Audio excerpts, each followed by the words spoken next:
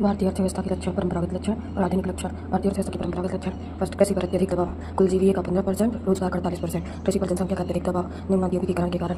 निम्न औद्योगिकीकरण कुल जीडीपी का 29.73%, रोजगार 25%। औद्योगिकीकरण कम होने के कारण वस्तु आयात करनी पड़ेगी। सेवा क्षेत्र का जीडीपी में योगदान 54% और रोजगार 30%। सेवा क्षेत्रों में विशेषज्ञों, कौशल और संरचना की कमी है। तीसरा, अत्यधिक जनसंख्या, विश्व की 18% जनसंख्या, विश्व का 2.4% क्षेत्रफल और विश्व के पेयजल का 4%। प्रति व्यक्ति निम्न आय, प्रति व्यक्ति बराबर राष्ट्रीय आय बटे जनसंख्या। राष्ट्रीय आय में भारत ने ब्रिटेन को पीछे छोड़ दिया, लेकिन प्रति व्यक्ति आय में बहुत पीछे है। भारत में प्रति व्यक्ति वार्षिक आय 11.11 हजार डॉलर है, जबकि यूएसए में प्रति व्यक्ति आय 86,000 डॉलर है। यूएसए की तुलना में 8 गुना कम प्रति व्यक्ति आय का असमान विषम वितरण। धनी 10% व्यक्ति के पास कुल संपत्ति का 63% भाग है, जबकि 90% व्यक्ति के पास 35% संपत्ति। वहीं धनी 1% व्यक्ति के पास राष्ट्रीय आय का 22% भाग है। आय कम होने से मांग कम होगी। छठवां, उच्च बेरोजगारी दर 8 से 9% लगभग। पूंजी का अभाव, उत्पादन में जो निवेश किया जाता है उसे पूंजी कहते हैं। आय कम, बचत कम, इसलिए निवेश कम। निवेश कम होने से पैसा उधार लेना पड़ेगा। पूंजी का अभाव, सोना, उद्यमिता के अभाव के कारण। मूल मानव पूंजी की निम्न गुणवत्ता, 3 कारणों से। शिक्षा, स्वास्थ्य, कौशल तीनों खराब। आर्थिक सर्वेक्षण 2023-24 के अनुसार सिर्फ 91% ग्रेजुएट रोजगार योग, 35 वर्ष के अंदर की जनसंख्या के 65% में आधुनिक अर्थव्यवस्था की मांग के अनुसार कौशल अभाव। वैश्विक भुखमरी सूचकांक में भारत की रैंक 105 127 देशों में। आधारभूत सुविधाओं का अभाव, विश्व बैंक के आंकड़ों के अनुसार भारत की शहरी जनसंख्या का 49% झुग्गी झोपड़ी में रहता है 2020 के अनुसार। 35 मिलियन लोगों के पास स्वच्छ पानी का अभाव, 678 मिलियन लोगों के पास सुरक्षित शौचालय का अभाव। तकनीक का निम्न स्तर, जनसंख्या का 48% ऐसा है जिसके पास डिजिटल टेक्नोलॉजी की पहुंच बहुत निम्न स्तर की है या है ही नहीं। भारतीय अर्थव्यवस्था के आधुनिक लक्षण, उभरती हुई प्रवृत्तियां। फर्स्ट, उच्च जीडीपी विकास दर। वर्ष 2023-24 में अनुमानित विकास दर वास्तविक जीडीपी का 8.2% है। सेवा क्षेत्र का प्रभुत्व, accounting for about 55% of the total size of the economy. युवाओं की बढ़ती जनसंख्या, देश की 65% आबादी 33 वर्ष से कम आयु की है। बुनियादी ढांचे का विकास, इंडिया इंफ्रास्ट्रक्चर मार्वल, अटल टनल, विश्व की सबसे लंबी हाईवे टनल। चिनाब ब्रिज, विश्व का सबसे ऊंचा railway bridge. Zoji La tunnel, Asia की सबसे लंबी tunnel. The speed of highway construction reached N impressive 37 kilometre per day in 2020-21। National highway network 1,46,145 kilometre by the year 2023। 100+ Vande Bharat train की सेवाएं संचालित। 1318 station selected for development. 84 airport operationalised under उड़ान। Number of airport इन 2014 74 और 2024 158। विदेशी व्यापार और निवेश। वित्त वर्ष 2023 में भारत में शुद्ध एफडीआई का प्रवाह 28 बिलियन अमेरिकी डॉलर था। नंबर 4, उद्यमिता। भारत विश्व की तीसरी सबसे बड़ी स्टार्टअप इकोसिस्टम है। भारत में 1.25 लाख स्टार्टअप तथा 110 यूनिकॉर्न कंपनी रजिस्टर्ड है। मौद्रिक नीति एवं राजकोषीय नीति का सुदृढ़ीकरण। The gross non performing assets ratio fell to a 12-year low of 2.8%। reduces fiscal deficit for financial year 2025 to 4.8 of GDP। विकसित भारत 2047 क्या है? विजन है अमृतकाल। 2022 आजादी के 75 साल से 100 साल, 2047 तक 25 वर्ष तक अमृतकाल। विकसित भारत बनाना है भारत को। पहली बार यह विजन पीएम मोदी ने 15 अगस्त 2021 के भाषण में दिया। 15 अगस्त 2021 को पहली बार पीएम मोदी ने भाषण दिया। 2022-23 के बजट में 3 लक्ष्य 4 प्राथमिकताएं रखी गई। 15 अगस्त 2022 को पीएम मोदी ने भाषण दिया, पंचप्रद दिया। 2023-24 में बजट में 37 प्राथमिकताएं दी गई। 2024-25 के बजट में 9 प्राथमिकताएं। 3 लक्ष्य, सूक्ष्म आर्थिक स्तर समग्र कर लाभ पर जोर देते हुए व्यापक आर्थिक विकास में सहायता करना। एक गरीब का विकास करना, बीपीएल से बाहर निकालना। दूसरा, डिजिटल अर्थव्यवस्था, फिनटेक, प्रौद्योगिकी समर्पित विकास, ऊर्जा परिवर्तन, जलवायु परियोजना को बढ़ावा देना। सार्वजनिक पूंजी निवेश की सहायता से निजी निवेश करने के प्रभावी चक्र से लोगों को निजी निवेश सहायता उपलब्ध कराना। 4 प्राथमिकताएं, पीएम गति शक्ति, समावेशी विकास, उत्पादकता में वृद्धि, निवेश, उद्यमी अवसर, ऊर्जा परिवर्तन, जलवायु परियोजना, निवेशों का वित्त पोषण। पीएम गति शक्ति 7 इंजन क्षेत्र, सड़क, रेलवे, एयरपोर्ट्स, पत्तन, सार्वजनिक परिवहन, जलमार्ग, लॉजिस्टिक संरचना। उद्देश्य लॉजिस्टिक की लागत कम करना। पंचकरण, बड़ा संकल्प, विकसित भारत, गुलामी के सारे निशान मिटाना, अपनी रियासत का गौरव करना, एकता पर बल, कर्तव्य का पालन करना। बजट 2023-24 7 प्राथमिकताएं, समावेशी विकास, अंतिम व्यक्ति तक पहुंचना, अवसंरचना निवेश और क्षमता को सामने लाना।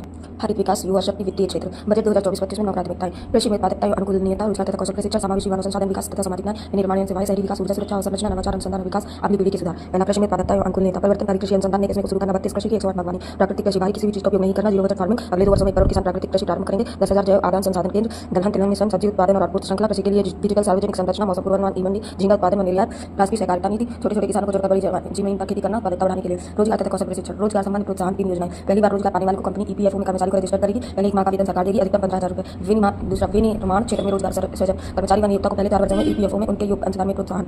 नियोक्ताओं को सहायता, प्रत्येक अतिरिक्त रोजगार के लिए ईपीएफओ अंशदान में 2 वर्षों तक 3,000 रुपये प्रतिमाह की सहायता। कामगारों में महिलाओं की भागीदारी, कामकाजी महिला हॉस्टल, शिशुलय, पालनाघर। कौशल प्रशिक्षण, 5 वर्षों में 20 लाख युवाओं को प्रशिक्षण, 1,000 औद्योगिक प्रशिक्षण संस्थाओं का उन्नयन, कौशल प्रशिक्षण।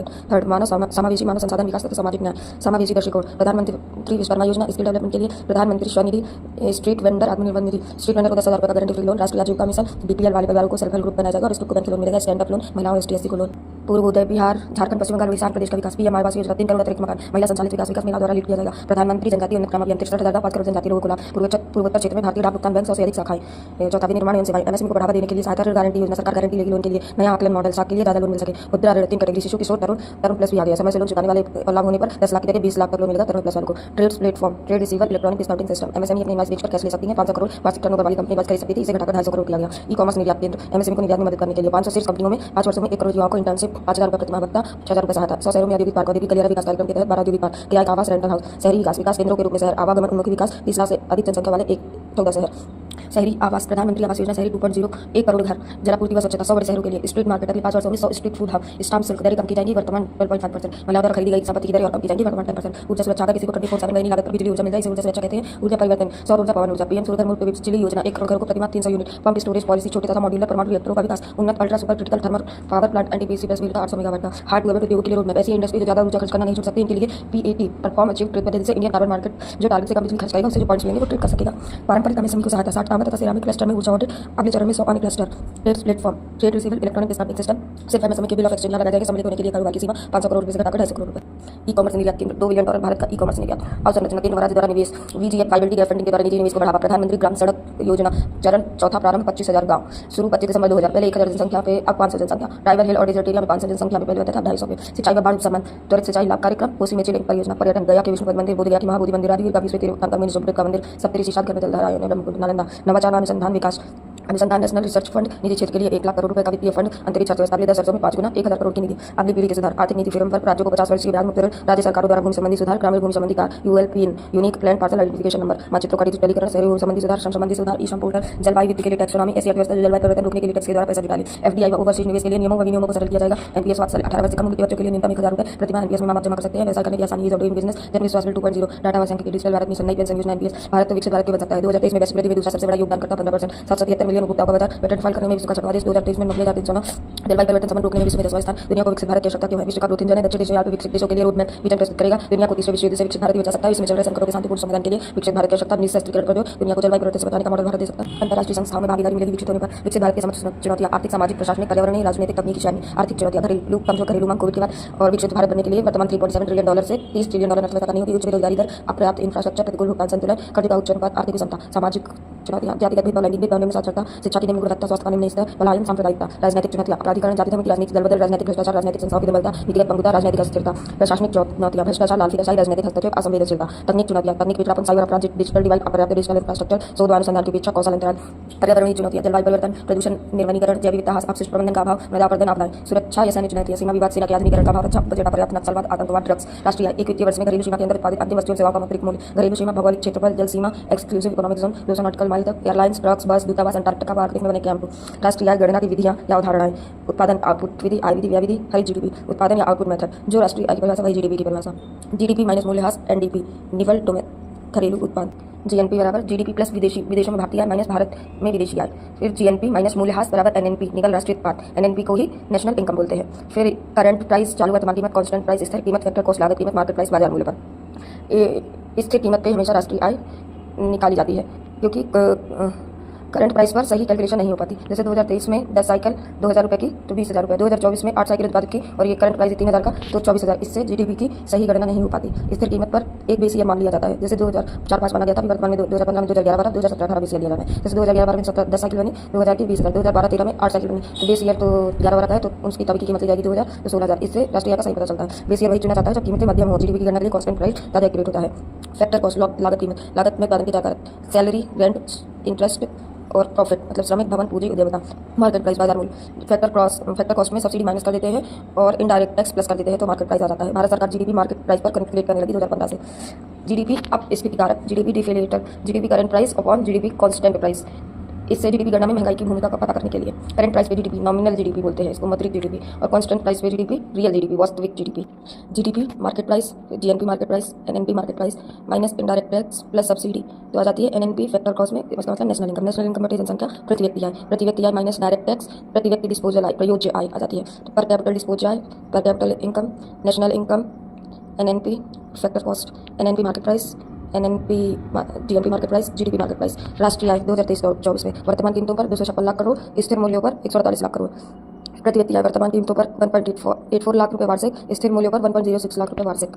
सावधानियां, स्वभोग के लिए किया गया उत्पादन जोड़ा जाना चाहिए, सेकंड हैंड वस्तुओं की बिक्री को गणना में नहीं लेना चाहिए, ब्रोकर मध्यस्थ को दिया गया कमीशन जोड़ा जाना चाहिए, मध्यवर्ती वस्तुओं को गणना में नहीं लेना चाहिए, गृहणियों की सेवाएं सम्मिलित नहीं की जानी चाहिए, हस्तांतरण भुगतान सम्मिलित नहीं किए जाने चाहिए। उत्पादन आउटपुट विधि की सीमाएं, पहला काला धन, इवेंट फॉल गेम, लॉटरी, जुआ यहाँ जीडीपी में नहीं शामिल होते, इस ब्लैक मनी से समांतर अर्थव्यवस्था बनती है जिससे सरकार अपनी नीतियों को सही से नहीं लागू कर पाती। दूसरा वस्तु विनिमय जीडीपी में शामिल नहीं होता। अनौपचारिक क्षेत्र भी जीडीपी की गणना में शामिल नहीं होते, जैसे छोटी छोटी दुकानें, चाय की दुकानें आदि। वॉलंटरी या चैरिटेबल वर्क, सारी सेवा जीडीपी में शामिल नहीं हो पाती, सिर्फ भुगतान की गई सेवा को जोड़ा जाता है। पर्यावरणीय लागत जीडीपी माइनस इन्वायरमेंटल कॉस्ट है जीडीपी की अकाउंटिंग खरीद लेखांकन। विषमता जीडीपी में विषमता पता नहीं चलती, जीवन की गुणवत्ता जीडीपी से जीवन की गुणवत्ता का पता नहीं चलता। United nation system of national accounts of 2008 market price पर 2015 में यूएसए के स्मृत को भारत ने अपनाया। Final goods and services GDP में कैलकुलेट होती है और जीवीए में value addition, gross value addition. GDP economy की सभी वैल्यू इंक्लूड होते हैं, लेकिन जीवीए अलग अलग क्षेत्र का होता है। GVA agriculture, GVA industry, GVA service sector. फिर सिग्मा जीवीए बराबर जीडीपी होता है। GVA factor cost plus production tax minus production subsidy. GVA basic आता है उत्पादन के लिए उत्पाद कर प्रति इकाई पर लगने वाला कर। जीवीए बेसिक में उत्पाद कर जोड़ेंगे माइनस उत्पाद सब्सिडी घटाएंगे तो जीवीए मार्केट प्राइस आता है। आरबीआई ने जीवीआई मेथड को बंद कर दिया, जीवीए मेथड को बंद कर दिया है, जिस फिर से जीडीपी मेथड शुरू कर दिया है। आय उत्पादन के 4 कारक श्रम, विदेश सैलरी, भवन, रेंट किराया, पूंजी, इंटरेस्ट, उद्यमी, प्रॉफिट। फैक्टर पेमेंट मेथड कारक भुगतान विधि भी कहते हैं। इसमें विदेश salary plus rent plus interest plus profit plus mixed income मिश्रित आय स्वरोजगार से प्राप्त आय प्लस निव्वल विदेशी आय। निव्वल विदेशी आय मतलब विदेशों में भारत की आय माइनस भारत में विदेशी आय बराबर आ जाएगा नेशनल इनकम घरेलू आय। व्यय विधि निजी अंतिम उपभोग व्यय, इसमें परिवार का जैसे गैर टिकाऊ सामग्री पर खर्च और गैर लाभकारी संस्थाओं का व्यय और टिकाऊ वस्तुओं पर व्यय, सेवाएं वगैरह। फिर सार्वजनिक अंतिम उपभोग व्यय जैसे लॉ एंड ऑर्डर के लिए व्यय, एजुकेशन, हेल्थ, डिफेंस इनके लिए व्यय। फिर निवेश व्यय सकल व्यावसायिक अचल निवेश, example purchase of new capital assets like plants machinery, भंडार स्टॉक कच्चा माल, अर्धनिर्मित माल, अंतिम माल या निर्मित माल। आवासीय निर्माण निवेश निजी व्यक्ति, सरकार, कंपनी कोई भी घर बनाए हुए निवेश है। सार्वजनिक निवेश all investment by the government such as expenditure on building, roads, hospital, schools. निवल निर्यात निजी अंतिम उपभोग व्यय प्लस सार्वजनिक अंतिम उपभोग व्यय प्लस निवेश व्यय प्लस निवल निर्यात माइनस आयात। कृषि क्षेत्र की चुनौतियाँ निम्न उत्पादकता और कृषि विपणन। कारण फिर उसका कारण समाधान सरकारी प्रयास। निम्न उत्पादकता निम्नलिखित कारण छोटी जोत का छोटा आकार। 80% किसान ऐसे जिनके पास 2 हेक्टेयर जमीन है। छोटी खेती में आदमी खेती नहीं हो पाती, सिर्फ जीवन निर्वाह के लिए खेती, इसलिए वह उत्पादकता बढ़ाने पर जोर नहीं देती। जनसंख्या ज्यादा होने के कारण, बच्चों में जमीन बांटने की परंपरा के कारण, कुछ सामाजिक कुप्रथाएं जैसे दहेज, मृत्युभोज, इनके कारण जमीन के छोटे आकार हुए हैं। और विश्व की 18% जनसंख्या और 2.54% क्षेत्रफल, बीमारी, कर्जे का बोझ, इन सब वजह से भी जोत के छोटे आकार है। समाधान चकबंदी, अलग अलग जगह जोत होने पर एक जगह जमीन दे देना। सहकारी कृषि कई किसान साथ में मिलकर अपने खेतों में खेती करे ताकि आदमी कृषि कर सके, अपने संसाधनों का उपयोग करके उत्पादकता बढ़ा सके। लीजिंग कोई अमीर व्यक्ति एक गांव की पूरी जमीन को लीज पर लेकर उसमें कृषि करे। Model leasing act. कृषि राज्य सूची का विषय है कृषि विपणन समवर्ती सूची का। मृदा की निम्न उर्वरता। कारण एकल कृषि करना, गहन कृषि जमीन को खाली नहीं छोड़ना, बढ़ती कृषि, वनों की कटाई और अतिचारण, रसायनों का उपयोग, अवैज्ञानिक कृषि, मौसम के अनुकूल कृषि न करना। समाधान खेत में दाल उगाना जिससे मिट्टी में नाइट्रोजन की कमी पूरी हो सके, यूरिया का यूज न हो। मल्टी क्रॉप, वैज्ञानिक कृषि, क्रॉप रोटेशन, जैविक खाद का उपयोग, मृदा स्वास्थ्य कार्ड, परंपरागत कृषि विकास योजना। आगत बीज, खाद, कीटनाशक यंत्र किसान की क्रय शक्ति अच्छी नहीं, देसी बीज का उपयोग करते हैं। खाद बीज में मिलावट, ब्रीडिंग प्रमाण न होने के कारण मध्य प्रदेश में सूर्य सहारा स्कीम, तिलहन के बीज के लिए अन्नपूर्णा योजना, अन्न के बीज के लिए नाफेड अच्छे खाद बीज सभी लोगों को उपलब्ध कराता है। ड्राईफेड अच्छे खाद बीज जनजातियों के लिए। सिंचाई मानसून पर निर्भरता, निर्धन किसान ट्यूबवेल अफोर्ड नहीं कर सकते, इरीगेशन नहीं, वर्षा का आसमान वितरण, जल गहन कृषि। प्रधानमंत्री कृषि सिंचाई योजना 2015 में शुरू की गई। बलराम ताल योजना मध्य प्रदेश में। विद्युत ऊर्जा एजेंडी, सेपरेट मीटर नहीं, लो वोल्टेज। सरकार के द्वारा अटल कृषि ज्योति योजना लाई गई जिसमें 10 घंटे बिजली की गारंटी, सेपरेट फीडर। वित्त फाइनेंस किसानों को बैंक से लोन नहीं मिल पाता क्योंकि उनके पास गारंटी पर रखने के लिए कुछ नहीं होता। काश्तकारी व बटाई प्रथा के कारण वित्तीय समावेशन नहीं है। गाँव में बैंक नहीं। समाधान किसान क्रेडिट कार्ड, नाबार्ड, प्राथमिकता क्षेत्र उपकरण। बैंकों को साल भर में 18% लोन कृषि क्षेत्र में देना होगा। आपदाएं, सूखा, बाढ़, कीट, जलवायु परिवर्तन, कृषक अशिक्षा, जागरूकता की कमी। अपशिष्ट प्रबंधन, कटाई वैज्ञानिक विधि से करते जिससे भूसी फसल, फल, सब्जी के लिए कोल्ड स्टोरेज नहीं, अच्छी सब्जी नहीं। पोस्ट हार्वेस्टिंग प्रबंधन अच्छा नहीं। धान की उत्पादकता 2010 में 2746 किलोग्राम प्रति हेक्टेयर थी, वर्तमान में ये 2436 किलोग्राम पर हेक्टेयर हो गई। गेहूं 2948 किलोग्राम प्रति हेक्टेयर 2010 में हुआ था, वर्तमान में 2692 किलोग्राम प्रति हेक्टेयर है। कृषि संकट में निम्न उत्पादकता, कृषि विपणन, मूल्य नहीं मिल पाता सही। फसल की कटाई के बाद मंडियों में इकट्ठे सप्लाई हो जाती है क्योंकि किसानों के पास धारण क्षमता, होल्डिंग कैपेसिटी नहीं है, जिससे मंडी में उन्हें अच्छी कीमत नहीं मिल पाती। फिर भंडारण और कोल्ड स्टोरेज न होने से 16% फसल बर्बाद हो जाती है। मंडी मार्केट आसपास नहीं, गांव के मध्य साहूकारों को फसल बेचना पड़ता है। परिवहन, ट्रांसपोर्ट फैसिलिटी नहीं, मंडियों में नियमितता नहीं, व्यापारियों की संख्या बढ़ाई जाए, लाइसेंस ज़्यादा जारी किए जाए, 3 दिन के अंदर किसानों के खाते में पैसा डाला जाए। इसका प्रभाव क्या पड़ेगा? किसान कर्ज ज़्यादा लेंगे, आंध्र स्पष्ट है। फिर आत्महत्या करेंगे, कर्ज न चुका पाने के कारण पलायन कर जाएंगे, खाद्य सुरक्षा उत्पन्न होगी, कुपोषण होगा, फिर आयात करना पड़ेगा, बेरोजगारी बढ़ेगी। क्राइला central research institute of dryland agriculture ने एक इंडेक्स निकाला 7 आधारों पर। 7 जोखिम, कर्जा, क्षमता, सुविधा, खेत आकार, सिंचाई, ट्रिगर, टेंशन। एवरेज स्कोर निम्न संकट 0.5 से कम, मध्यम संकट 0.5 से 0.7, गंभीर संकट 0.7 से अधिक। इंडेक्स का फायदा शीघ्र पहचान, सरकार द्वारा चलाई गई योजनाओं की प्रभावित। मौसम पर निर्भरता के कारण कृषि में सिंचाई 50 से 55% खेतों पर उपलब्ध, वर्षा पर 40 से 45% खेत निर्भर। पहला वर्षा आधारित कृषि, 7% किसानों के पास सिंचाई सुविधा नहीं। परंपरागत कृषि, देसी बीज मोटर चलाकर खेत में छोड़ दिया जिससे ज्यादा पानी की आवश्यकता। आधुनिक कृषि पद्धति का प्रयोग नहीं। संवेदनशील फसलें, जलगहन फसलें, ऐसी फसलें उगा रहे जो संवेदनशील है, जिन्हें ज्यादा पानी की आवश्यकता। श्री अन्य नहीं उगा रहे। छोटी जोत, औसत जोत 1.15 हेक्टेयर है जिस पर आधुनिक कृषि पद्धति नहीं अपनाई जा सकती। मौसम पर निर्भरता के प्रभाव, अस्थिर आय, मौसम खराब होने पर लागत भी नहीं निकलती। खाद्य सुरक्षा, भारत में 40% खेत मौसम पर निर्भर, पानी न गिरने पर खाद्य सुरक्षा उत्पन्न। ऋण बैंक का लोन वापस नहीं कर पाएंगे जिससे एनपीए बढ़ेगा। पलायन, किसान पलायन कर जाएंगे, खेती छोड़ देंगे, अपना क्षेत्र छोड़ देंगे। सामाजिक आत्महत्या, घरेलू हिंसा, ये सब सूखा के कारण। अर्थव्यवस्था, जीडीपी का आकार कम होगा, गाँव की मांग में कमी होगी। अभी देश में गाँव की मांग शहर से ज़्यादा है, मेले नहीं चलेंगे। मुद्रास्फीति, महंगाई बढ़ जाएगी, आयात बढ़ जाएगा। सरकारी प्रयास, प्रधानमंत्री फसल बीमा योजना, रबी की फसल के लिए कुल प्रीमियम का 1.5% देना होगा, खरीफ की फसल का 2% प्रीमियम, व्यापारी फसल का 5% प्रीमियम देना होगा, बाकी प्रीमियम सरकार देगी। प्रधानमंत्री सिंचाई योजना, सिंचाई की सुविधा बढ़ाई। कृषि वित्त, कृषि किसान कल्याण निधि, किसान सम्मान निधि के माध्यम से इनाम ताकि ई मंडी की तरह है, ताकि किसान अपनी फसलों का सही रेट मिल सके उन्हें। रिसर्च एंड डेवलपमेंट, शोध एवं अनुसंधान, ICAR, Indian council of agriculture research, सूखे के समय खेती को नुकसान न हो इसके लिए अनुसंधान किया जाएगा। भारत निर्माण योजना में 6 योजनाएं शामिल है, जिसमें एक सिंचाई की सुविधा भी है।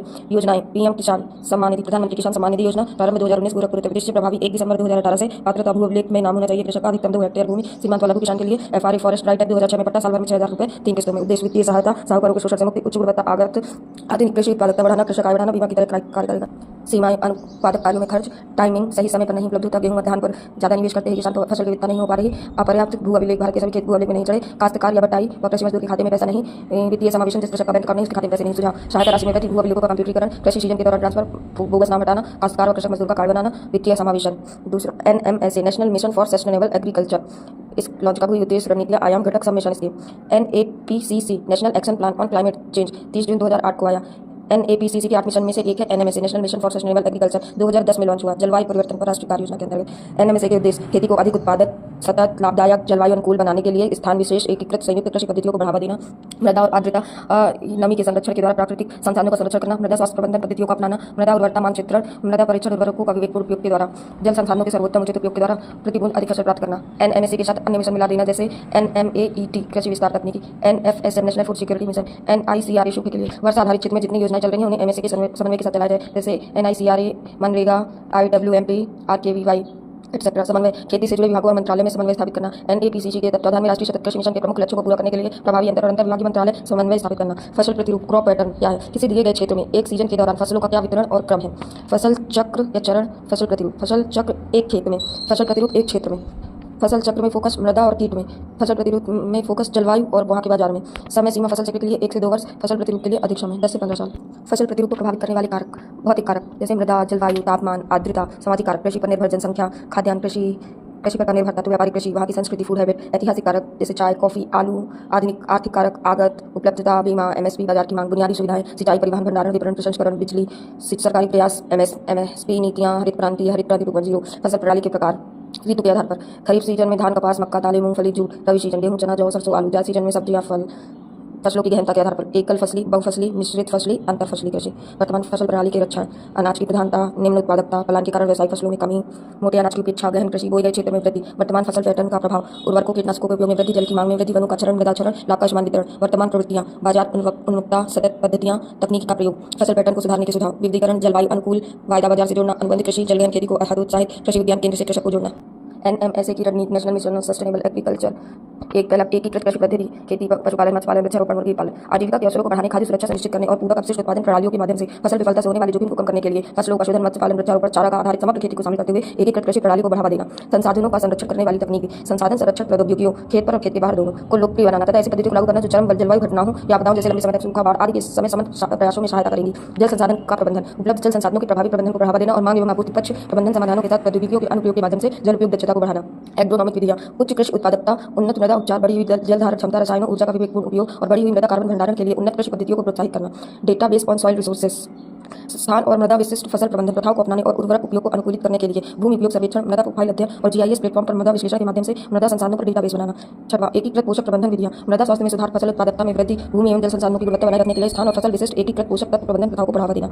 नॉलेज इंस्टीट्यूशन एंड प्रोफेशनल्स, विशिष्ट कृषि जलवायु स्थितियों के लिए जलवायु परिवर्तन अनुकूलन और समन्वय रणनीतियों को विकसित करने और उपयुक्त कृषि प्रणालियों के माध्यम से उन्हें बढ़ावा देने में ज्ञान संस्थाओं और पेशेवरों को शामिल करना।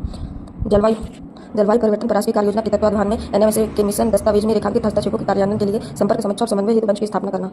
NMSA के 10 आयाम, उन्नत फसल बीज, पशुधन और मत्स्य पालन, जल उपयोग क्षमता, कीट प्रबंधन, बेहतर कृषि पद्धतियां, पोषक तत्व प्रबंधन, कृषि बीमा, साख समर्थन, बाजार तक पहुंच, आजीविका विविधीकरण। घटक, वर्षा आधारित क्षेत्र विकास, खेत पर जल प्रबंधन, मृदा स्वास्थ्य प्रबंधन, जलवायु परिवर्तन व सतत कृषि निगरानी, मॉडलिंग और नेटवर्किंग। कृषि वानिकी पर उपमिशन 2016-17, राष्ट्रीय आवास मिशन 2018-19, मृदा स्वास्थ्य कार्ड 2015 में आया। 12 पोषक तत्वों की स्थिति, 3 वर्ष के अंतराल पर 2022-23 में राष्ट्रीय कृषि विकास योजना में विलय। मृदा स्वास्थ्य व उर्वरता योजना, मृदा स्वास्थ्य स्कीम की सब स्कीम, परंपरागत कृषि विकास योजना 2015 में आई। 2017-18 तक 20 हेक्टेयर के 10,000 क्लस्टर बनाना, कुल 2 लाख हेक्टेयर, वहाँ रसायन का उपयोग न करके जैविक खेती को प्रोत्साहित करना। तीसरी, प्रधानमंत्री कृषि सिंचाई योजना PMKSY, इसमें त्वरित सिंचाई लाभ कार्यक्रम, एकीकृत वाटर शेड प्रबंधन कार्यक्रम, खेत पर जल प्रबंधन, ये तीनों योजनाओं को, ये तीनों योजनाएं अलग अलग व्याप्ति थी, इन्हें मिलाकर प्रधानमंत्री कृषि सिंचाई योजना बनाई गई 2015 में। 5 वर्षों के लिए 2015 से 2019 50,000 करोड़ रुपए। फिर प्रधानमंत्री फसल बीमा योजना 2016 में आई। रबी के लिए 1.5% प्रीमियम, खरीफ के लिए 2%, व्यापारिक फसल के लिए 5% प्रीमियम। 2020 तक केसीसी से जो किसान लोन लेता था उसके लिए अनिवार्य था बीमा लेना, अब अनिवार्य नहीं है, स्वैच्छिक है। फसल की कटाई के 14 दिन बाद तक फसल का बीमा। राष्ट्रीय खाद्य सुरक्षा मिशन NFSM 2007 में शुरू। लक्ष्य 11 पंचवर्षीय योजना में 20 मिलियन टन खाद्यान्न बढ़ाना, 10 टन चावल, 8 टन गेहूं, 2 टन दाल। फिर 12वीं पंचवर्षीय योजना में इसे 25 मिलियन टन किया गया, 10 टन धान, 8 टन गेहूं, 4 टन दाल और 3 टन श्री अन्न। राष्ट्रीय कृषि विकास योजना 2007-8 में शुरू। एकीकृत योजना है, खेती के हर पक्ष पर ध्यान, 4% वृद्धि दर निर्धारित। अटल ज्योति योजना, ये घरों तक लाइट के लिए। अटल कृषि ज्योति योजना कृषि तक लाइट के लिए। 10 हॉर्स पावर के अस्थायी कनेक्शन, 750 रुपये वार्षिक दर, 10 घंटे बिजली की उपलब्धता। प्रथम चरण 2016 से 18, द्वितीय चरण 2018 से 19-20। पीएम कुसुम योजना, प्रधानमंत्री किसान ऊर्जा सुरक्षा एवं उत्थान महाअभियान 8 मार्च 2019 को आया। 15 लाख सोलर पंप बांटे गए। 2026 तक 30,000 मेगावाट बिजली बनाई गई। पीएम किसान संपदा योजना, खाद्य प्रसंस्करण के लिए मेगा फूड पार्क इसी योजना के तहत। इसमें 7 कंपोनेंट है। कृषि समुद्री योजना, कृषि प्रसंस्करण, क्लस्टरों का प्रसंस्करण एवं विकास 2016 में आई, 2017 में नाम चेंज हुआ। प्रधानमंत्री आशा योजना, अन्नदाता आय संरक्षण अभियान 2018 में शुरू। इसमें 3 योजना। PSS प्राइस सपोर्ट स्कीम, मूल्य समर्थन योजना दालें, तिलहन व गरी के लिए। PDPS price deficiency payment scheme, मूल्य न्यूनता भुगतान योजना तिलहन के लिए भावांतर योजना की तरह है। PPSS private procurement stockist scheme, निजी खरीद में स्टॉकिस्ट योजना पायलट प्रोजेक्ट की तरह। भारतीय राष्ट्रीय कृषि सहकारी विपणन संघ नाफेड 1958 वाला। National agriculture cooperative marketing federation, inputs बेचना जो उत्पादन महंगे हो जाए उन्हें कम कीमत पर उपलब्ध कराना। भारतीय जनजातीय सहकारी विपणन संघ प्राइवेट 1987, जनजातीय किसानों को आगत व महंगे उत्पादों को कम कीमतों पर बेचना। कृषि मूल्य नीति, कृषि उपज की कीमतों को नियमित, निर्धारित और नियंत्रित करने वाली नीति कृषि मूल्य नीति कहलाती है। इसके घटक MSP सिर्फ 6% किसानों की फसल पर MSP पर खरीदी जाती है। फिर दूसरा घटक है खरीद कीमत, सब्सिडी, आयात निर्यात नीति, मूल्य स्थिरीकरण फंड, सार्वजनिक वितरण प्रणाली। किसान को उसकी फसल की अच्छी से अच्छी कीमत मिले एवं आम लोगों को कम से कम कीमत पर अनाज मिले। कृषि मूल्य नीति के उद्देश्य किसानों की स्थिर आय, लाभ अंतराल अधिक से अधिक, किसानों को अधिक उत्पादन और उत्पादकता के लिए प्रेरित करना, खाद्य सुरक्षा, किसानों को निर्यात के लिए प्रोत्साहित करना, विविधीकरण। MSP न्यूनतम समर्थन मूल्य कीमत, हरित क्रांति 1962-63 के समय आई। इसमें पंजाब, हरियाणा, पश्चिमी यूपी में खेत बड़े सिंचाई की सुविधा भाखड़ा नागरिकता सिर्फ फसल अधिक हुई तब APC 1965 में बनाया गया। कृषि मूल्य आयोग लक्ष्मीकांत झा समिति की सिफारिश पर 1965 में कृषि मूल्य आयोग बना। 1985 में इसका नाम बदल के CACP कृषि लागत मूल्य आयोग किया गया। 1965 में ही FCI फूड कॉर्पोरेशन इंडिया की स्थापना की गई। CACP MSP की सिफारिश आर्थिक मामलों की कैबिनेट कमेटी के पास करता है। अंतिम निर्णय आर्थिक मामले की कैबिनेट कमेटी का होता है। कैलकुलेशन ऑफ MSP 23 क्रॉप्स फसलों पर मिलता है। 7 अनाज, 5 दलहन, 7 तिलहन, 4 व्यावसायिक, गन्ना, कपास, जूट, गरी। गन्ना पर FRP।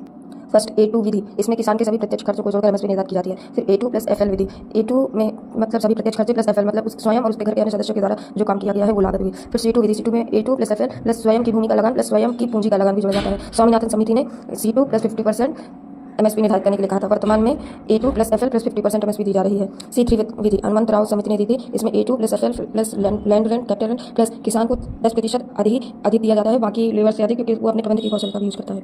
MSP की गणना विधि में सम्मिलित कारक, उत्पादन लागत, उत्पादन में अनिश्चितता के कारण संभावित हानि, बाजार मूल्य, मांग तथा आपूर्ति, औद्योगिक क्षेत्र की उत्पादन लागत, उपभोक्ता पर प्रभाव, अंतर्राष्ट्रीय बाजार मूल्यों में समता, भविष्य में अनुमानित परिवर्तन। MSP के लाभ, आय की स्थिरता, लाभ की सुनिश्चितता, उत्पादन में वृद्धि, खाद्य सुरक्षा, ग्रामीण अर्थव्यवस्था को समर्थन, कृषि विविधीकरण, व्यापार की शर्तें, कृषि के पक्ष में लाना, कीमतों में क्रैश होने से रोकना, सप्लाई ज्यादा होने से। MSP की सीमाएं, फसल प्रतिरूप में असंतुलन, विशेष क्षेत्र, विशेष अनाज, विशेष या बड़े किसानों को लाभ, अपर्याप्त भंडारण, निजी क्षेत्र को नुकसान। पर्यावरण, चावल, गन्ना, ग्राउंड वाटर लेवल कम होगा, निर्यात पर प्रभाव। सुझाव, सभी किसानों को MSP का लाभ मिले, लाभ अंतराल में वृद्धि, क्षेत्रीय क्षमताओं को सम्मिलित किया जाए, सर्वोत्तम विधियों को प्रोत्साहन, अधिग्रहण क्षमता में वृद्धि, विविधीकरण, PPP public private partnership. MSP को कानूनी गारंटी देने में चुनौती, वित्तीय बोझ, 11 लाख करोड़ रुपये खर्चा बढ़ जाएगा। मुद्रास्फीति, WTO बैन कर देगा। पर्यावरण, मांग व आपूर्ति में संतुलन, निर्यात संबंधी चुनौतियां। कृषि विपणन, फार्म टू फॉर्क, खेत या किसान से कृषि उत्पाद को उपभोक्ता तक पहुंचाना, पहले शिप टू फॉर्क, पहले आयात करके लाते थे। भंडारण, ब्रीडिंग, परिवहन, बाजार, एग्रीकल्चर मार्केटिंग। कुशल कृषि विपणन प्रणाली की विशेषताएं, लक्षण, किसानों को श्रेष्ठ प्रतिफल, उपभोक्ता को न्यूनतम संभावित कीमत, गुणवत्ता। कृषि विपणन प्रणाली के घटक, धारण क्षमता, भंडारण क्षमता, शीत भंडारण क्षमता, बाजार की बहुलता, सस्ता व पर्याप्त परिवहन, बिचौलियों का अभाव, बाजार में नियमितता। इलेक्ट्रॉनिक मॉकटोल, अवरोध या चुनौतियाँ, धारण क्षमता में कमी, भंडारण क्षमता में कमी, शीत भंडारण क्षमता में कमी, बाजार की कमी, बहुत महंगा और अपर्याप्त परिवहन, बिचौलिए, बाजार में नियमितता नहीं। प्रभावी विपणन प्रणाली, रोजगार प्रदान करने वाली हो, उत्पादकता को बढ़ाने में सहायक हो, खाद्य सुरक्षा हो, ग्रामीण अर्थव्यवस्था में वृद्धि हो, मांग ज़्यादा हो, निर्यात ज़्यादा हो, कृषि आधारित उद्योगों को लाभ, किसानों को श्रेष्ठ प्रतिफल, उपभोक्ताओं को न्यूनतम संभावित कीमत, गुणवत्ता। सुझाव, कटाई हार्वेस्टिंग की वैज्ञानिक नीति, धारण क्षमता में वृद्धि करना, भंडारण, शीत भंडारण, ग्रामीण अवसंरचना, रोड से इलेक्ट्रिसिटी, मंडियों की बहुलता, बिचौलियों की संख्या कम करना, मंडियों में नियमितता लाना। सरकारी प्रयास, बाजार, AMPC 2003 के स्थान पर AP and live stock act 2017 लाएगा, जिसमें पूरे स्टेट की सारी मंडी को एक माना जाएगा, कृषि के साथ साथ पशुओं का व्यापार। मॉडल अनुबंध एक्ट 2018 आया। ई नाम, लक्ष्य 585 पूरा, अभी मंडियों को जोड़ना। Infra, AIF agriculture infrastructure fund 1 lakh crore. AMI कृषि विपणन अवसंरचना, यह एकीकृत कृषि विपणन योजना का घटक है। समझौता शक्ति bargaining power. FPO farmers produce organisation 300 किसानों का समूह होता है। 10,000 एफपीओ बनाए जाएंगे। कृषि वित्त आगत खाद बीज उर्वरक कीटनाशक वेयर हाउस परिवहन आधुनिक कृषि किसान की आवश्यकताओं को पूरा करने के लिए वित्त पैसा उपलब्ध कराना। कृषि संबंधित क्रियाओं के लिए वित्त पैसा देना। कृषि वित्त 2 प्रकार का होता है। कृषि वित्त प्रत्यक्ष अप्रत्यक्ष। प्रत्यक्ष कृषकों को लघुकालिक 1 वर्ष के लिए, मिड टर्म 1 से 5 वर्ष के लिए, लॉन्ग टर्म 5 से अधिक वर्ष के लिए। फिर अप्रत्यक्ष विनिर्माताओं को या साहूकार वगैरह।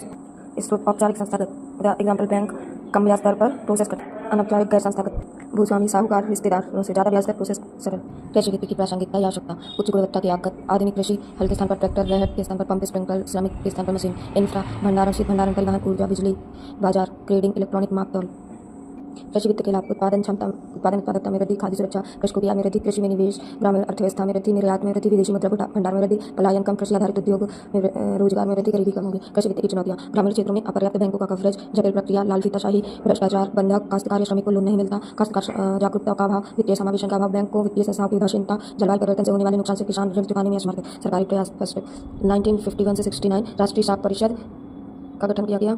1969 में 14 बड़े बैंकों का पूंजीकरण राष्ट्रीयकरण किया गया जिनकी पूंजी 50 करोड़ से अधिक है और लीड बैंक हर जिले में बनाए गए। सेकेंड 1982 में नाबार्ड की स्थापना की गई। 6वीं पंचवर्षीय योजना में RIDF rural infrastructure development fund, STCRC short term cooperative rural credit, STRRB short term regional rural bank.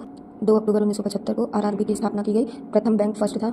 RRB को RRB को लोन देता है। RRB किसानों को लोन देता है। LTRCF long term rural credit fund. Third SHG self help group बनाएंगे, इनको बैंक लोन देगा, बैंकों को नाबार्ड लोन देगा। KCC PSL प्राथमिकता क्षेत्र 7 बैंकों को साल भर में 10% लोन किसानों को देना अनिवार्य। NBFC non banking finance company, Nachiket Maurya committee, SFB small finance bank, प्रधानमंत्री फसल बीमा योजना, प्रधानमंत्री कृषि सिंचाई योजना, प्रधानमंत्री किसान सम्मान निधि योजना। कृषि स्टार्टअप्स या एग्री स्टार्टअप्स क्या है? प्रासंगिकता, उदाहरण, चुनौतियां, सरकारी प्रयास। क्या है? ऐसी कंपनी जो कृषि के क्षेत्र में तकनीकी सेवाएं दे रही है उसे कृषि स्टार्टअप कहते हैं। प्रासंगिकता। फर्स्ट AI ड्रोन तकनीक, IoT इंटरनेट ऑफ थिंग्स का यूज करके कृषि उत्पादकता को बढ़ाना। जैसे एग्नेक्स्ट स्टार्टअप ये AI का यूज करके फसलों में कीट बीमारियों का पहले से बता देती है जिससे क्षति कम होती है, उत्पादकता बढ़ती है। एग्री10 स्टार्टअप फसल ऐप मौसम का पूर्वानुमान बताती है। निंजा कार्ड फसलों को उपभोक्ताओं तक सबसे तेज पहुंचाती है। फल सब्जी फूड सिक्योरिटी बीजक क्रेता को किसान से मिलाती है, किसान की आय में वृद्धि। S4S साइंस फॉर सोसाइटी कृषकों को सतत टिकाऊ कृषि के लिए गाइड करते हैं। WayCool improve agriculture supply chain, fintech and credit solution, Agrifin, mercy crops, skill development and empowerment, Krishify किसानों को सोशल नेटवर्क से जोड़ना। भारत में कृषि स्टार्टअप्स की चुनौतियां। विखंडित बाजार, फंडिंग और निवेश, डिजिटल साक्षरता और तकनीक स्वीकारता, नियामक और नीतियां, मौसम और जलवायु जोखिम, मानव संसाधन, सरकारी प्रयास। नवाचार और कृषि उद्यमिता विकास। राष्ट्रीय कृषि विकास योजना का घटक 2018-19 से शुरू। 5 नॉलेज पार्टनर्स, 24 राष्ट्रीय कृषि विकास योजना, कृषि उद्यम incubators, financial support up to 5 lakh रुपए provided at the idea pre seed stage, up to 25 lakh at the seed stage. Agri accelerator fund 300 crore रुपए 3 साल के लिए 2023-24 से। Nidhi Prayas the department of science and technology financial assistant of up to 10 lakh. औद्योगिक नीतियां जन कल्याण के उद्देश्य और अर्थव्यवस्था के सभी भागों का विकास और वृद्धि में बढ़ावा देने के लिए बनाई गई सरकारी नीति। औद्योगिक नीति की आवश्यकता। आर्थिक वृद्धि, अर्थव्यवस्था का विविधीकरण, रोजगार सृजन, रिसर्च एंड डेवलपमेंट प्रोत्साहन, विदेशी निवेश को आकर्षित करना, क्षेत्रीय क्षमता को कम करना, प्रतिस्पर्धात्मक निर्यात, विदेशी मुद्रा भंडार, राष्ट्रीय सुरक्षा। 1948 की औद्योगिक नीति। चैप्टर 1948 को निजी इंडस्ट्री को राष्ट्रीयकृत नहीं किया गया। सार्वजनिक मिश्रित अर्थव्यवस्था, निजी प्लस सार्वजनिक पर जोर दिया गया। 4 भागों में बांटा। सामरिक, जिसमें स्वामित्व सार्वजनिक रहेगा। Arms, atomic energy, railway. बुनियादी स्वामित्व मिश्रित, coal steel, aircraft and ship building, telecommunication.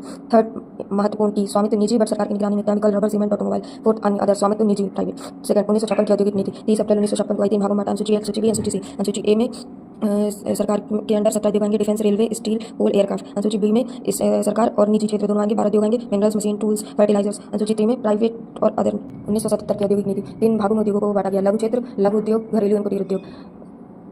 रोजगार के लिए घरेलू एवं कुटीर उद्योग 1 लाख से ज़्यादा 1 लाख तक लघु क्षेत्र, 10 लाख तक लघु उद्योग। FDI रोक दिया। 180 से 807 सार्वजनिक उद्योगों को सार्वजनिक स्वामित्व में ले लिया। जनता दल की सरकार आ गई थी। 1980 में लघु क्षेत्र की सीमा 2 लाख और लघु उद्योग की सीमा 20 लाख कर दी।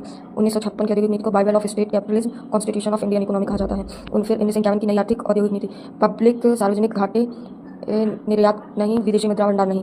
USSR सोवियत संघ से बस ट्रेड 19 होता था। 1989 में USSR में फूड, रूस ने रुपये में ट्रेड करना बंद कर दिया। इराक कुवैत में लड़ाई, 1 बैरल $15 से $35 में पेट्रोलियम मिलने लगा। 1989 में राजीव गांधी की हत्या हो गई। PM VP सिंह, चंद्रशेखर, नरसिम्हा राव सरकार बचाने लगे। स्ट्रॉन्ग PM नहीं, राजनीतिक अस्थिरता। राजकोषीय घाटा बढ़ गया। RBI गोल्ड लेके बैंक ऑफ इंग्लैंड के पास गए डॉलर लाने। सिर्फ 14 दिन का डॉलर बचा। PM नरसिम्हा राव ने वित्त मंत्री मनमोहन सिंह को बुलाया। IMF के पास गए, शर्तों के साथ डॉलर लिया। पहली और आखिरी बार IMF के पास गए। फिर 1951 की औद्योगिक नीति आई। LPG लिबरलाइजेशन, उदारीकरण, प्राइवेटाइजेशन, निजीकरण, ग्लोबलाइजेशन, वैश्वीकरण, भूमंडलीकरण, उदारीकरण, नियंत्रणों को स्थगित या शिथिल करना। घरेलू या अंतर्राष्ट्रीय औद्योगिक क्षेत्र। घरेलू में औद्योगिक क्षेत्र का विनियमन। सार्वजनिक केवल 2 क्षेत्र, एटॉमिक एनर्जी, रेलवे लग गया। बाकी क्षेत्र के लिए सब में प्राइवेट आ सकती थी। सार्वजनिक क्षेत्र के आरक्षित क्षेत्र कम कर दिए। दूसरा MSMEs, बड़ी कंपनियां उन क्षेत्रों में जा सकती थी जो MSMEs के लिए रिजर्व थी। वी लाइसेंसीकरण, 7 क्षेत्रों में बस लाइसेंस जरूरी किया गया, फिर बाद में से घटाकर 5 क्षेत्रों कर दिया गया। MRTP act 1969, monopolise and restrictive trade, एकाधिकार एवं प्रतिबंधात्मक व्यापार नीति। एकाधिकार ना हो पाए इसलिए क्वांटिटी में प्रतिबंध, इस एक्ट को खत्म करके कॉम्पिटिशन एक्ट आया, प्रतिस्पर्धात्मक एक्ट, अनफेयर प्रैक्टिसेस नहीं कर सकते। फिर पांचवा PMP फेज्ड मैन्युफैक्चरिंग प्रोग्राम, चरणबद्ध विनिर्माण कार्यक्रम बंद कर दिया गया। इसके अंतर्गत क्या होता था, जो अपन उद्योगों में माल आयातित माल का उपयोग करते थे, जैसे अगर 90 माल का उपयोग कर रहे हैं तो इसे घटाकर 80% फिर 70% 7% किया गया है और इनको घरेलू चीजों से रिप्लेस करना होता था, लेकिन इसको बंद कर दिया गया। अब इंपोर्टेड वस्तुएं भी यूज कर सकते थे। फिर वित्तीय क्षेत्र का विनियमन, RBI विनियामक के स्थान पर सुविधा प्रदाता बन गया। निजी बैंक खुलने लगे, न्यू ब्रांच खोलने के लिए परमिशन की आवश्यकता नहीं, FDI के लिए परमिशन नहीं, कंपनियों को एक्सचेंज में सूचीबद्ध किया गया। कर सुधार, 11 टैक्स स्लैब्स 10 से 85% थे पहले, इनको 3 टैक्स स्लैब किया गया, 20%, 30%, 40%। फिर निजीकरण, प्राइवेटाइजेशन दो प्रकार का होता है, डिसइन्वेस्टमेंट मतलब विनिवेश और प्राइवेटाइजेशन निजीकरण। सरकार अपनी हिस्सेदारी 1% से 49% तक देती है तो वह विनिवेश होता है, इसमें ओनरशिप सरकार के पास रहती है। निजीकरण में ओनरशिप निजी लोगों के पास हो जाती है, 51% से ऊपर की हिस्सेदारी निजी क्षेत्र की। थर्ड वैश्वीकरण, ग्लोबलाइजेशन, भारतीय अर्थव्यवस्था का वैश्विक अर्थव्यवस्था से एकीकरण, आयात निर्यात कम था, 1000 रुपये 250% टैक्स, 3500 रुपये बंद अर्थव्यवस्था, आयात निर्यात अधिक 10% टैक्स खुली अर्थव्यवस्था। दूसरा पहला मात्रात्मक प्रतिबंधों की समाप्ति, WTO बनने के बाद दुनिया का कोई देश दूसरे देश पर मात्रात्मक प्रतिबंध नहीं लगा सकता था। 1950 में गुणात्मक प्रतिबंध, क्वालिटेटिव रिस्ट्रिक्शन 250% से 10% कर दिया। गैर कृषि आयात पर शुल्क 10%। गुणात्मक प्रतिबंध दो प्रकार का होता है, टैरिफ यानी टैक्स और गैर टैरिफ मतलब स्वच्छता के मानक के आधार पर ब्रिटेन ने लौटा दिया। चालू खाते पर परिवर्तनीयता, व्यापार के लिए चालू खाता, घरेलू मुद्रा को विदेशी मुद्रा में बदलने की सुविधा, कैपिटल अकाउंट में परिवर्तनीयता नहीं। अभी तारापुर कमेटी 2008 2 गठित हो सकी, 1998 में 2008 में। FTA निःशुल्क व्यापार समझौता, फेरा 1973 के स्थान पर FEMA 1999, foreign exchange regulation act, foreign exchange management act. FDI की सीमा में वृद्धि, ऑटोमोबाइल सेक्टर में 100% FDI, WTO की सदस्यता। 1991 की औद्योगिक नीति का प्रभाव, 1980 से 91 में वृद्धि दर 5.6% और 2007 से 12 में 8.2%। FDI 1990-91 में $100 मिलियन था, 2018-19 में $30 बिलियन हो गया। 1990-91 में $6 मिलियन विदेशी मुद्रा भंडार था, 2018-19 में $413 बिलियन हो गया। ऑटो पार्ट, फार्मा, इंजीनियरिंग वस्तुएं, सॉफ्टवेयर और टेक्सटाइल का निर्यात बन गया भारत। मुद्रास्फीति नियंत्रित 17 से 18% थी, 5 से 6%। आलोचना, GDP वृद्धि के अनुसार रोजगार में वृद्धि नहीं। कृषि सुधार, उर्वरक सब्सिडी में कमी, कृषि उत्पादों के आयात शुल्क में कमी, मात्रात्मक प्रतिबंधों की समाप्ति, निम्न MSP, घरेलू बाजार के स्थान पर निर्यात बाजार पर ध्यान, खाद्य सुरक्षा, औद्योगिक सुधार, सस्ते आयात इंफ्रा में अपर्याप्त निवेश, विकसित देशों में उच्च दर टैरिफ बाधाएं, विनिवेश, अंडर वैल्यूड विकास के स्थान पर राजस्व व्यय की पूर्ति, राजकोषीय सुधार, टैक्स रेट कम करने पर टैक्स रेवेन्यू में वृद्धि नहीं, कस्टम ड्यूटी से प्राप्त राजस्व में कमी, FDI को आकर्षित करने हेतु प्रोत्साहन, टैक्स इंसेंटिव। खाद्य प्रसंस्करण, क्या है संभावना, महत्व, चुनौतियां, प्रयास, वो सारी विधियां या मेथड्स जिससे किसी कच्चे पदार्थ को निर्मित, अर्धनिर्मित और ऐसे बदला जाए जिससे खाने की गुणवत्ता और खाद्य पदार्थ का जीवन काल बढ़ जाए।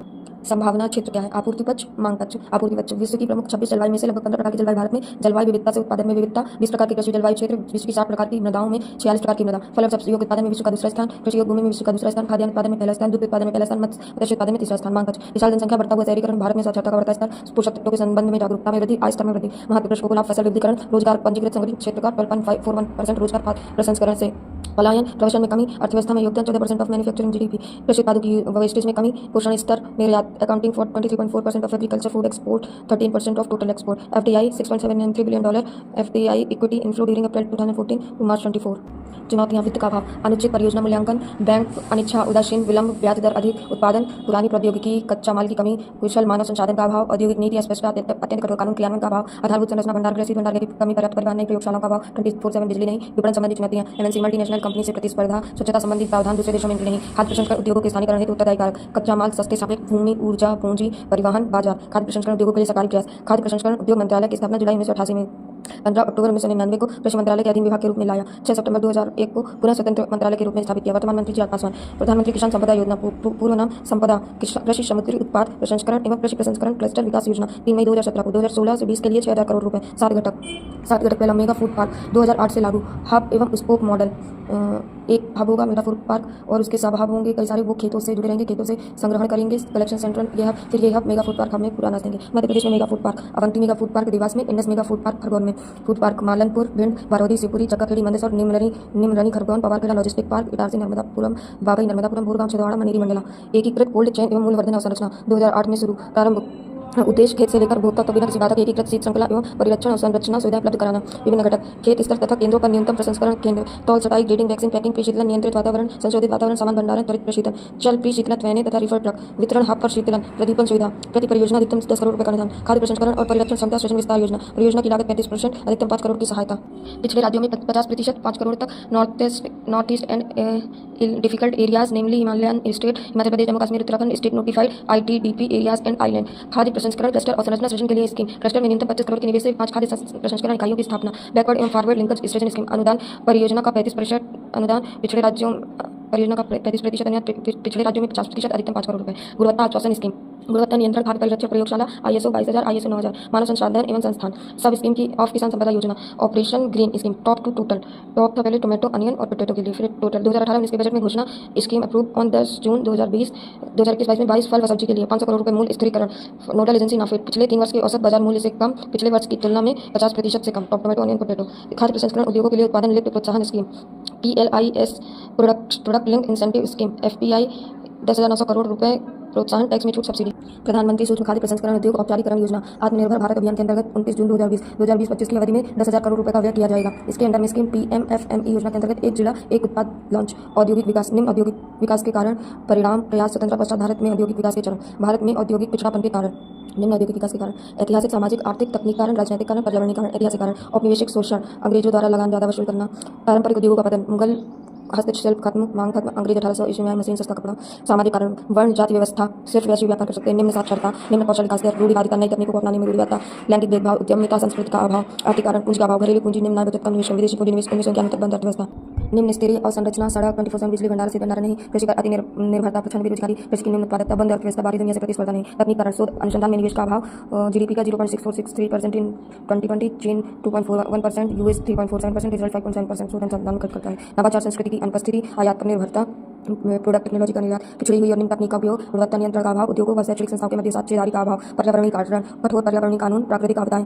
राजनीतिक कारण, आर्थिक नीतियां, राजनीतिक अस्थिरता, भ्रष्टाचार, विदेशी निवेश का राजनीतिक विरोध, श्रम कानून, निम्न औद्योगिक विकास के परिणाम, मंद आर्थिक वृद्धि, निर्धनता, उच्च बेरोजगारी, श्रम बल रोजगार प्लस बेरोजगार, कार्यबल रोजगार, मंद तकनीक विकास, सीमित निर्यात, प्रादेशिक विषमता, प्रवसन, वैश्विक प्रतिस्पर्धा के अभाव के कारण सीमित निर्यात, सामाजिक अशांति, सरकार द्वारा प्रयास, नीतियां 1948 की औद्योगिक नीति, 1956 की औद्योगिक नीति, 1970, 1980, 1991 की औद्योगिक नीति, इंफ्रा, राष्ट्रीय लॉजिस्टिक नीति, वित्तीय, ईज ऑफ डूइंग बिजनेस, अन्य, इंफ्रा, राष्ट्रीय औद्योगिक गलियारा विकास कार्यक्रम, प्रारंभ 2007, उद्देश्य नए स्मार्ट औद्योगिक शहरों की स्थापना, कुल 11 औद्योगिक गलियारे, model plug and play, walk to work, रोजगार 1 मिलियन प्रत्यक्ष, 3 मिलियन अप्रत्यक्ष, राष्ट्रीय अवसंरचना पाइपलाइन, प्रावधान अगले 5 वर्षों में अवसंरचना विकास हेतु 102 लाख करोड़ रुपए का आवंटन, सरकार 39%, राज्य 39%, निजी 22%, वितरण, ऊर्जा 24%, सड़कें 19%, शहर 16%, रेलवे 13%। मेक इन इंडिया कार्यक्रम, राष्ट्रीय मौद्रीकरण पाइपलाइन, केंद्र सरकार की संपत्तियों लगभग 6 लाख करोड़ रुपए को 4 वर्षों के लिए लीज पर देना, अगले 6 वर्षों में राष्ट्रीय अवसंरचना पाइपलाइन के अंतर्गत 111 करोड़ रुपए के निवेश की संभावना, भारत औद्योगिक भूमि bank, GIS based portal launch 2020 में 4000 से अधिक औद्योगिक पार्कों की भूमि की उपलब्धता की खोज में सहायता, औद्योगिक पार्क रेटिंग प्रणाली, भारत औद्योगिक भूमि बैंकों का विस्तार, लॉन्च 2018, राष्ट्रीय लॉजिस्टिक नीति लॉन्च 17 सितंबर 2022, लक्ष्य लॉजिस्टिक की लागत में कमी, उत्तर पूर्वी भारत में औद्योगिक एवं निवेश संवर्धन नीति 2007-10 वर्षों 2007-17 के लिए लागू, PM गति शक्ति योजना लॉन्च 2021, 16 मंत्रालय को एकीकृत योजना व बुनियादी ढांचा परियोजना के संबंधित कार्यान्वयन हेतु डिजिटल प्लेटफॉर्म, इसमें वृद्धि के साथ ईंधन, सड़क, रेलवे, हवाई अड्डे, पत्तन, बंदरगाह, सार्वजनिक परिवहन, जलमार्ग, लॉजिस्टिक और संरचना। वित्तीय, भारतीय औद्योगिक विकास बैंक स्थापना 1 जुलाई 1964, फिर भारतीय औद्योगिक पुनर्निर्माण बैंक IRCI स्थापना अप्रैल 1971, 1985 में भारतीय औद्योगिक पुनर्निर्माण बैंक कर दिया गया, 2012 में समाप्त हो गया। औद्योगिक एवं वित्तीय पुनर्निर्माण बैंक बोर्ड स्थापना 1987, घाटे की इंडस्ट्री इनके पास जाती थी, कार्य उद्योगों की गुणवत्ता का निर्धारण, उन्हें पुनर्जीवित करने में सहायता, 2016 में समाप्त है। भारतीय लघु उद्योग विकास बैंक सिडबी स्थापना 1990, हेडक्वार्टर लखनऊ। मुद्रा योजना, micro unit development and refinance agency limited, यह बैंक को लोन देती है, स्थापना 2015, शिशु लोन 50,000 रुपए तक, किशोर 50,000 से 5 लाख रुपए तक, तरुण 5 लाख से 10 लाख तक, तरुण प्लस 10 लाख से 20 लाख तक। ईज ऑफ डूइंग बिजनेस, राष्ट्रीय एकल खिड़की प्रणाली, 26 केंद्रीय विभाग, 19 राज्य सरकार विभाग, एक ही विंडो से जारी से सारी परमिशन मिल जाएंगी। स्कीम्स फॉर MSME, प्रधानमंत्री स्वरोजगार योजना, प्रारंभ 2008, खादी एवं ग्रामोद्योग द्वारा कार्यान्वयन, प्रावधान 25% सामान्य, 35% आरक्षण, विकलांग महिला, सब्सिडी, ग्रामीण क्षेत्रों में शहरी क्षेत्रों में 15% को 25% सब्सिडी, खादी शिल्पकारों के लिए जनसेवी बीमा योजना, प्रारंभ 2003-4, प्राकृतिक नृत्य में 20,000 रुपये, दुर्घटना 50,000 रुपये, स्थायी विकलांगता 50,000 रुपये, आंशिक विकलांगता में 25,000 रुपये, कोयर उद्यमी योजना, लाभार्थी का योगदान 5%, बैंक क्रेडिट 55%, सब्सिडी 40%, एस्पायर योजना, आई scheme for promotion of innovation, rural industry and entrepreneurship, नवाचार, उद्यमिता और कृषि उद्योग को बढ़ावा देने के लिए योजना, प्रारंभ 2015, 100 आजीविका बिजनेस इंक्यूबेटर्स, 20 प्रौद्योगिकी बिजनेस इंक्यूबेटर्स, स्फूर्ति योजना, परंपरागत उद्योगों के पुनरुद्धार के लिए कोष योजना, scheme of fund for regeneration of traditional industry, प्रारंभ 2005, राष्ट्रीय विनिर्माण प्रतिस्पर्धात्मक कार्यक्रम, प्रारंभ 2007-8, उद्देश्य MSME का तकनीक उन्नयन, जम्मू के युवाओं के लिए उड़ान योजना, स्टार योजना, कोर्स पूरा होने पर 15,000 रुपये प्रमाण पत्र, राष्ट्रीय कौशल विकास निगम 31 जुलाई 2008, राष्ट्रीय कौशल विकास कोष स्थापना 2009, स्टाफ गारंटी कोष योजना, संपार्श मुक्त ऋण दिया जाएगा, सरकार गारंटी लेगी, micro small enterprise sector trade guarantee निधि, कौशल विकास योजना के लिए प्रधानमंत्री कौशल विकास योजना, नोडल NSTC, राष्ट्रीय कौशल विकास निगम 31 जुलाई 2008, NSTF, PM विश्वकर्मा योजना 17 सितंबर 2023 को लॉन्च, कौशल उन्नयन 500 रुपये प्रतिदिन वृत्ति, 15,000 रुपये तक की टूल किट, 3 लाख रुपये तक का बिना गारंटी ऋण, डिजिटल लेनदेन हेतु प्रोत्साहन विपणन सहायता। भारत में औद्योगिक विकास के चरण, पहला चरण 1950-51 से 1965-66 तीव्र वृद्धि का चरण, दूसरा चरण 1965-66 से 1979-80 गिरावट का चरण, तीसरा चरण 1980 से 990 रिकवरी का चरण, चौथा चरण 1991 टू प्रेजेंट नई आर्थिक नीति के अंतर्गत औद्योगिक विकास का चरण।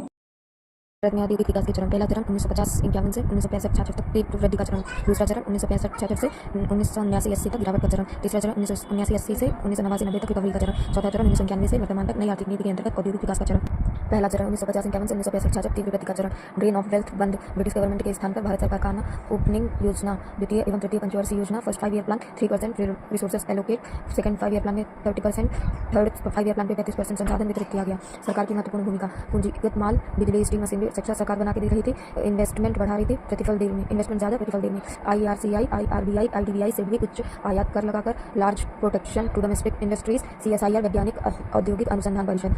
द्वितीय चरण 1965 से 66 से 1989 गिरावट का चरण आपूर्ति पक्ष की समस्याएं war with China in 1962 with Pakistan in 1965 and 71 अकाल 1965-66 में तेल की कीमतें 1973 में बढ़ गई, औद्योगिक रुग्णता कठोर नियंत्रण एवं नियामक नीतियां मांग पक्ष में समस्याएं सार्वजनिक क्षेत्र के निवेश की वृद्धि में कमी कृषि क्षेत्र के कमजोर प्रदर्शन के कारण आय के वितरण में विषमता। तृतीय चरण 1979-80 से 1989-90 तक रिकवरी का चरण नई औद्योगिक नीति 1980 नियंत्रण में क्रमशः कमी तकनीकी आयात हेतु अधिक स्वतंत्रता विदेशी पूंजी के प्रवाह के कारण विनिर्माण क्षेत्र का आधुनिकीकरण हरित क्रांति के प्रसारित ग्रामीण विकास हेतु सरकारी निवेश में वृद्धि इंफ्रा पर सरकारी निवेश में वृद्धि।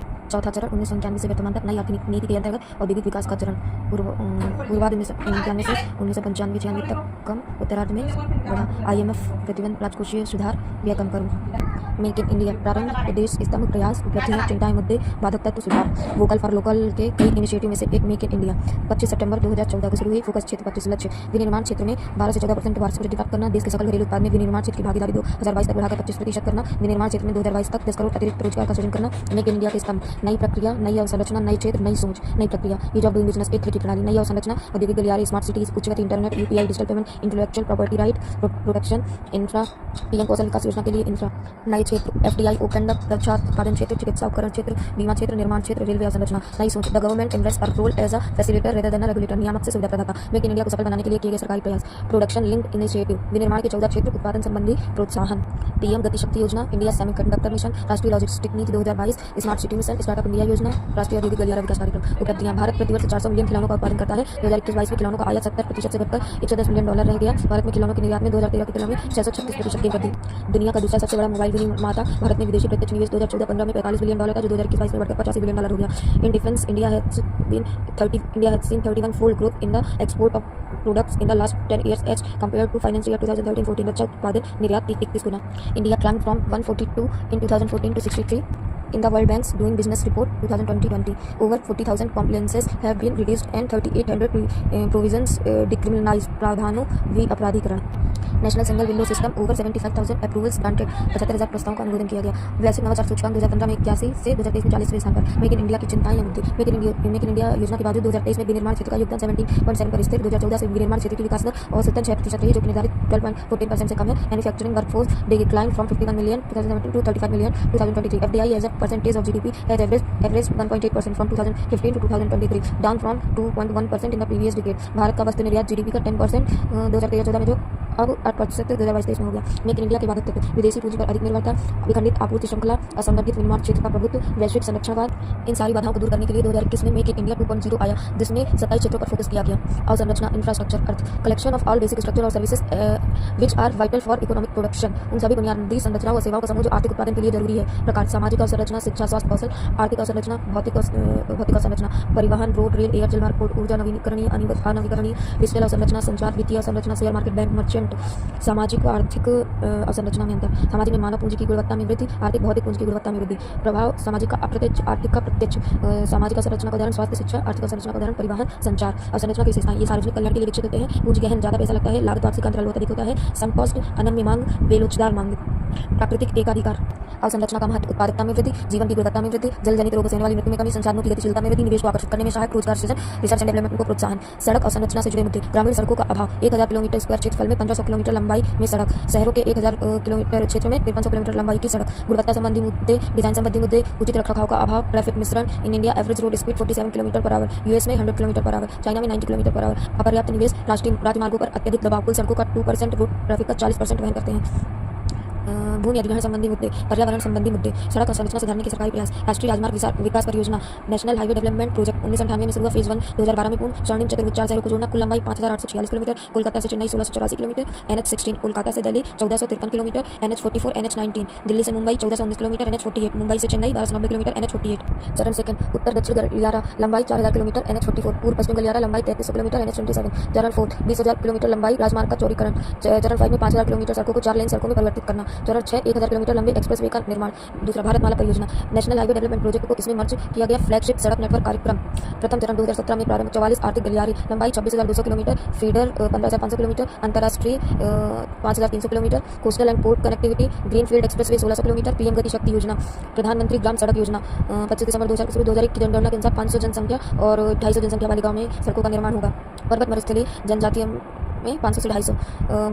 प्रधानमंत्री भारत जोड़ो परियोजना 2003-4 बजट में वो सभी सड़कें जो नेशनल हाईवे डेवलपमेंट प्रोजेक्ट में नहीं आती उन्हें इस योजना के थ्रू डेवलप करेंगे। सड़क संपत्ति प्रबंधन प्रणाली प्रारंभ 2020 सॉफ्टवेयर है जो रोड के मेंटेनेंस के बारे में बताता है। सेतु भारतम योजना 2019 तक सारी रेलवे लाइन को रोड लाइन से फ्री करना।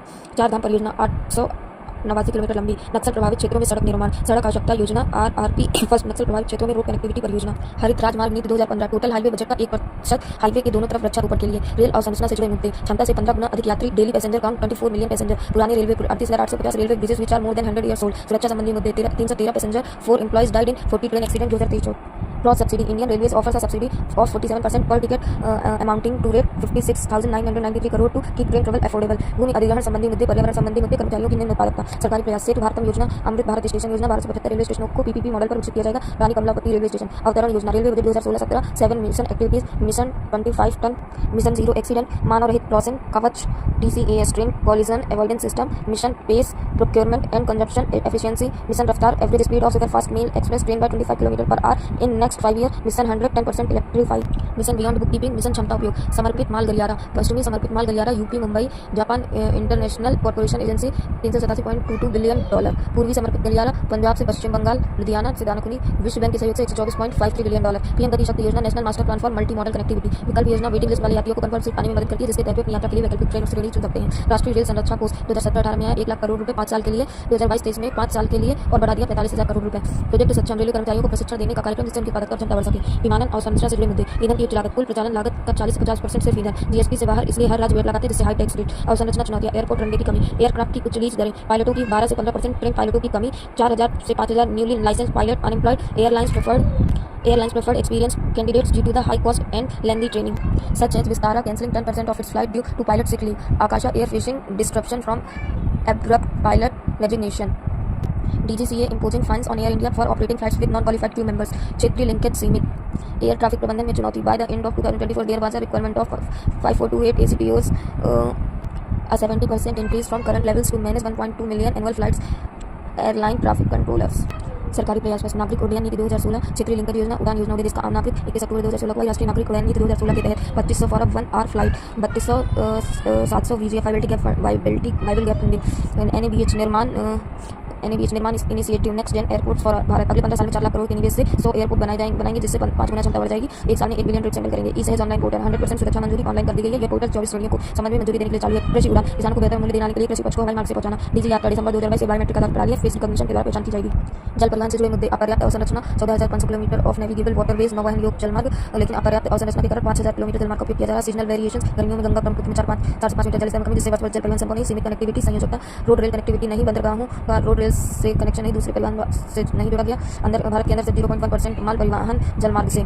पुराने जहाज। भारत में 1419 जहाज में 42% जहाज 21 वर्ष से ज़्यादा है। विश्व में कुल जल परिवहन का 0.9% भारत में होता है। विनियामक चुनौतियां। लाइसेंस प्राप्त करने में कठिनाई। भू सामरिक चुनौतियां। पश्चिम बंगाल नॉर्थ ईस्ट कनेक्टिविटी में बांग्लादेश की चुनौती। वित्तीय चुनौतियां। पर्यावरणीय चुनौतियां। तेल विषयों